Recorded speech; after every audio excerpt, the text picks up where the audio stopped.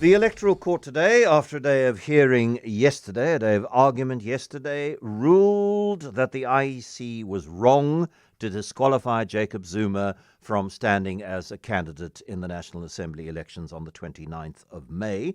They said yesterday they would provide us with a ruling today, but they would take a little while longer in order to provide the reasons for that ruling. And until we've seen the reasons, I think we must just go, wow, okay. Well, I expected that, or that's a real surprise to me, wherever you stand on that particular spectrum. The key thing is Section 47 of the Constitution, which says every citizen who is qualified to vote for the National Assembly is eligible to be a member of the Assembly, except anyone who, after the section took effect, is convicted of an offence and sentenced to more than 12 months' imprisonment without the option of a fine. And clearly, the judges thought, all of them, or a majority of them, that the remission of sentence after 3 months substituted the original sentence of 15 months with that latter sentence of 3 months, and that is the now de facto, de jure sentence. The IEC might appeal this. I hope they do, not necessarily to get rid of Jacob Zuma before the elections, but because I think it's important to get clarity on this constitutional matter. It hasn't risen before. There's now a decision, and I do think that for the future we need a constitutional court decision on it. Whether that can, could, should happen before the 29th of May, I'll leave that to wiser legal minds than mine. But there is a political element to this. Jacob Zuma's now appearing on the ballot sheet, and political analyst Khaya Sithole joins us now. Khaya, good afternoon. Share with me, if you will, your immediate reaction when you first heard or read the news that Jacob Zuma was eligible to stand for election. Good afternoon to the listeners. I think, obviously, for a lot of us, it was quite surprising. And I think the element of surprise emanated from the fact that the law written in its current form seemed rather straightforward. The simple question was a conviction for an offence for a particular period of time, and did that occur after the Constitution had been put into law in its current form? So it looked like quite a straightforward issue. But as we then discovered yesterday, there were obviously technicalities around the question of, well, actually, now that subsequent events, the remission in particular, did particular things, what does it mean? But I suspect that there's also a big part that was played by the question of the bias of one of the commissioners in the decision-making process. But unfortunately, we don't have the judgment, so we do not know what it is that swayed the views of the learned judges that made the call. But I think it's very clear that it took a lot of people by surprise today. Yeah, just to very quickly interpolate on the issue of bias, the contention of the MKP was that Commissioner Janet Love, IEC Commissioner Janet Love, showed bias when she said in an interview with 702 that the law suggested that Jacob Zuma should be banned, and the MKP said she should have recused herself. She didn't. How much of a difference? I mean, obviously, MKP Jacob Zuma and his supporters are dancing in the streets, and that's better than rioting in the streets, I suppose. They're going to be over the moon with this. How much of a difference do you think it is going to make to their electoral fortunes having Jacob Zuma on the ballot sheet rather than being the figurehead, the number one in the party? Yeah. So there's an interesting dimension, John, in the sense that it's actually never been clear whether he was banned from having his face there versus him being a member of parliament. It might sound like a bit of semantics, but if you remember, even the IP has said that they see nothing wrong with putting their late leader on the face of it, because just because a person is the face of a campaign is different from you saying that this person must be candidate number one. So what then happened is that when the candidate lists were published, then they did indeed confirm that they wanted him not just to be the face, but to also be a candidate. And that's obviously what triggered the objection that was put, and the IEC ruled on that.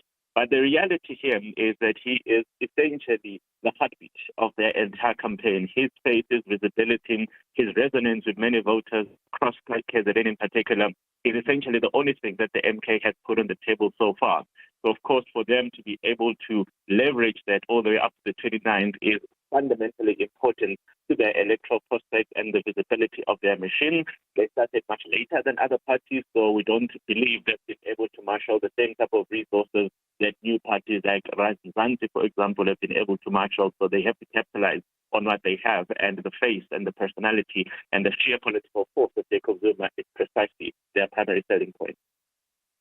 Yeah, I mean, so you feel that there's a substantial number of people who might not have voted for MKP, despite its close association with Jacob Zuma, Jacob Zuma being essentially the party's only asset.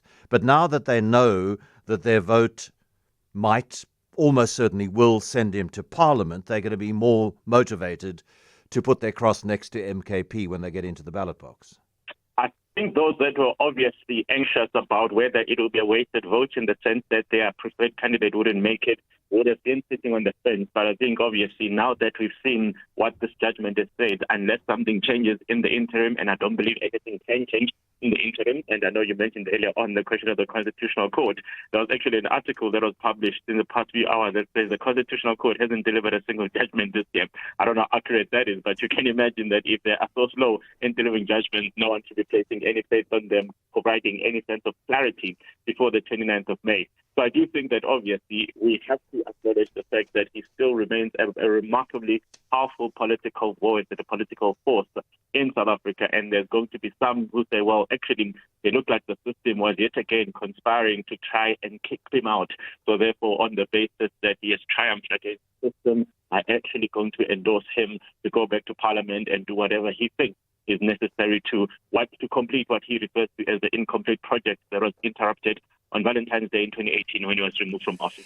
Yeah, I mean, he hasn't won against the system. The system has won for him. I think that's a key distinction to make. Do you think he wants, Khaya? Do you think he wants to be a backbencher? The way he talks, it's as if he's anticipating getting back to the presidential seal and finishing the unfinished business in that way. He's not going to be the president. He is going...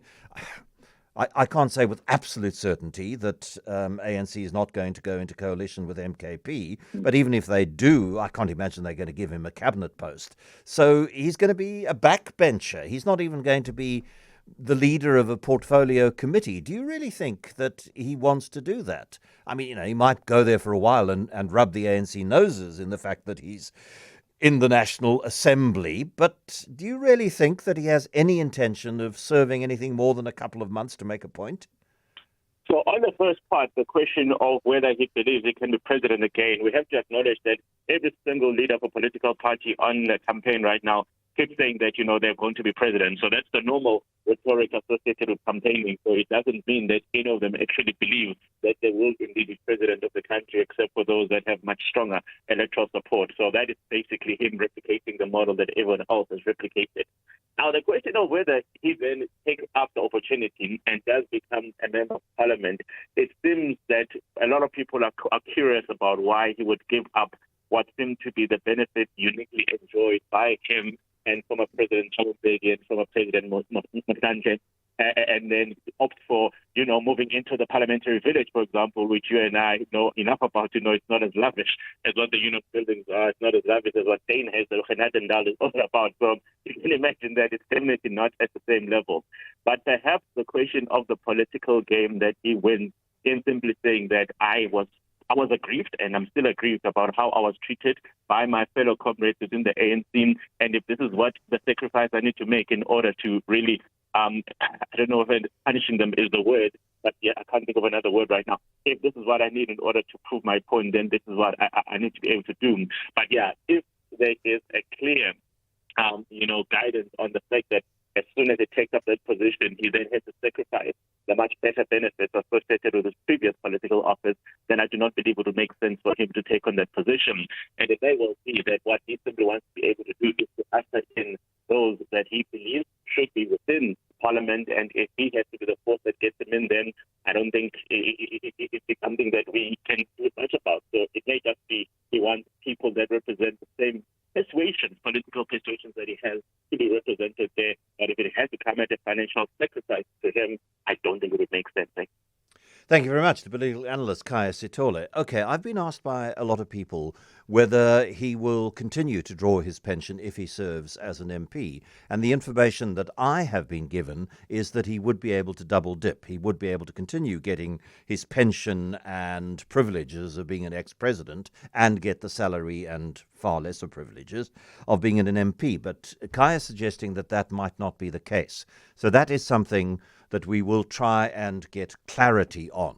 If I, between now and when I say hello tomorrow afternoon, see something, read something, hear something, am told something that seems to me definitive on that, I'll share that with you. Otherwise, perhaps we'll have an interview about that. But that's something that we're not sure about at the moment. I thought I was sure, I now am unsure. And there are a lot of people still bringing up the fact that he was supposed to be terminally ill. You must forget about that.